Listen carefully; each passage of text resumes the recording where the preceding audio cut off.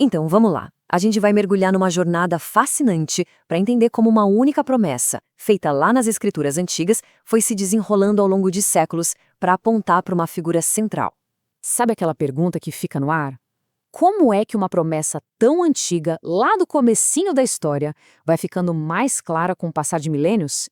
É exatamente esse fio da meada que a gente vai puxar hoje, seguindo essa história que revela, aos poucos, a identidade de um redentor prometido. Bom, tudo começa lá atrás, no livro de Gênesis. É lá que a gente encontra o que os teólogos chamam de proto-evangelho, que é basicamente o primeiro anúncio do evangelho. E a promessa é essa aí, em Gênesis 3,15. E olha só, aqui já estão todos os elementos principais. Tem um descendente que foi prometido, um conflito gigantesco, cósmico mesmo, e a promessa de uma vitória final. Mas com um preço a ser pago. Essa é a primeira pista, o ponto de partida de todo o plano de redenção. Agora, o que é realmente incrível aqui é a forma como isso é dito, descendente da mulher.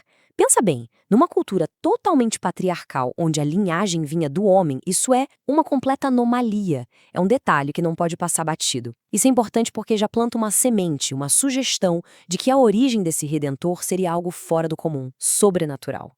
Beleza! Agora a gente avança na história e vai ver como essa promessa, que era bem ampla no início, começa a ficar incrivelmente específica. É como se um funil fosse se fechando. E esse funil profético fica muito claro aqui. Começa com uma promessa geral, o descendente da mulher. Depois se fecha em Abraão.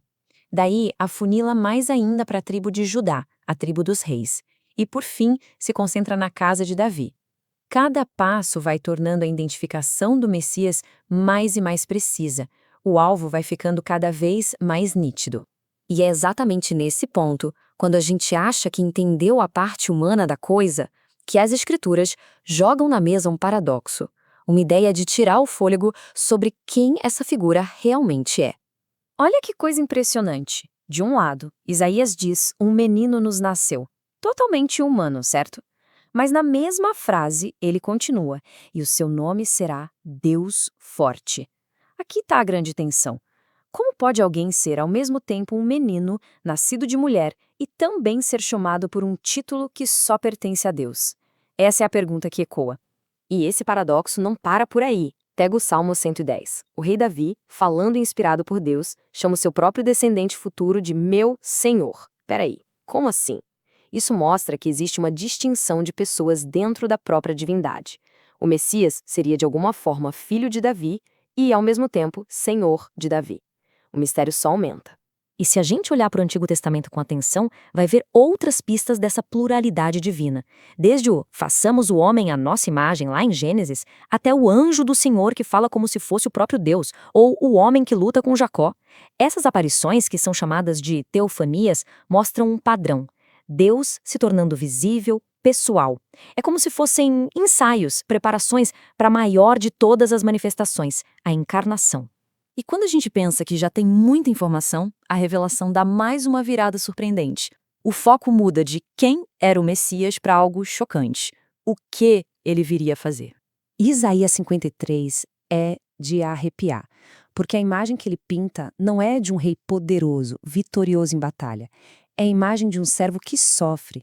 E o mais importante, o sofrimento dele não é por acaso, não é um acidente. É um sofrimento vicário, ou seja, no lugar de outros.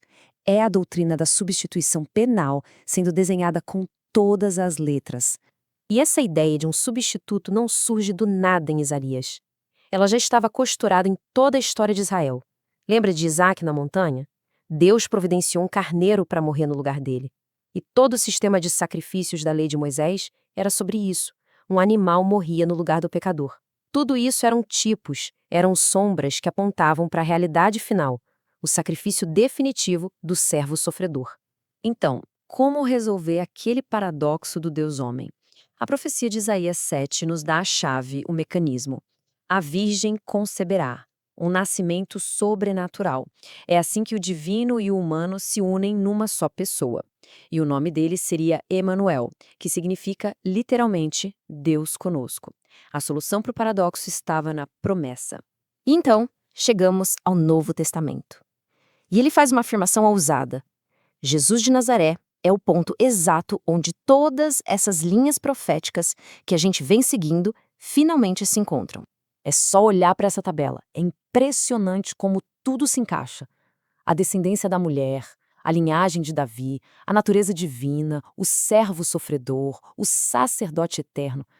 Todas essas profecias, feitas em épocas diferentes por pessoas diferentes, convergem perfeitamente numa única figura histórica. É um quebra-cabeça de milênios que se completa. E o ponto do Novo Testamento é ainda mais profundo. Não é só que Jesus é mais um profeta, mais um mensageiro.